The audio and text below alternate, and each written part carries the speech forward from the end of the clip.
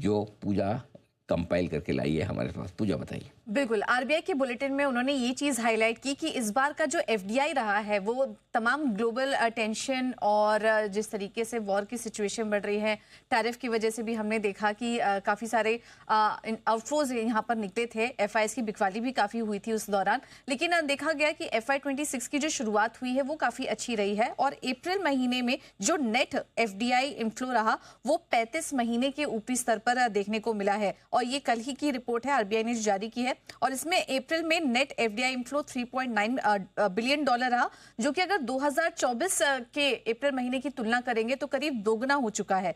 Gross FDI inflow भी $8.8 billion रहा है और सबसे ज्यादा जो इनफ्लोज थे वो मैन्युफैक्चरिंग सेक्टर में देखने को मिले हैं।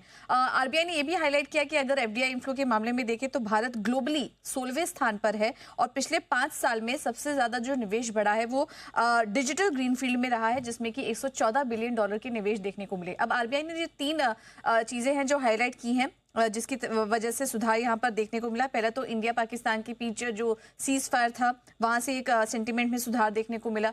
यूएस चीन में ट्रेड वार्ता तेज हुई और Q4 FY 25 में भी हमने देखा कि ज्यादातर कॉर्पोरेट जो अर्निंग्स थी वो अनुमान से बेहतर देखने को मिली हैं।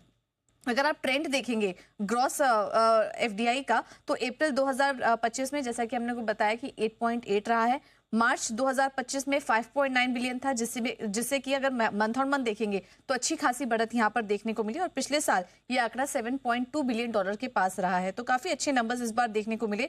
और इसके अलावा ये भी हाईलाइट हुआ है कि सबसे ज्यादा इनफ्लो वाले सेक्टर कौन से रहे हैं और इसमें टॉप पर था टेलीकॉम कम्युनिकेशन सेक्टर में काफी ज्यादा एफडीआईज इस बार देखे गए। इसके बाद सर्विसेज और कैपिटल गुड्स एंड इंफ्रा, यहाँ पर भी एफडीआई इनफ्लो काफी अच्छा खासा रहा है। ये कुछ चीजें थी जो आरबीआई ने अपने बुलेटिन में हाईलाइट की। तो काफी कुछ इंटरेस्टिंग चीजें आरबीआई की बुलेटिन में आते हुए देखी, जिसमें ढेर सारा पैसा आता दिखा है टेलीकॉम में, सर्विसेज में, कैपिटल गुड्स सेक्टर में, और उसका फायदा इन सारे सेक्टर्स में आपको आता हुआ दिखेगा। फिलहाल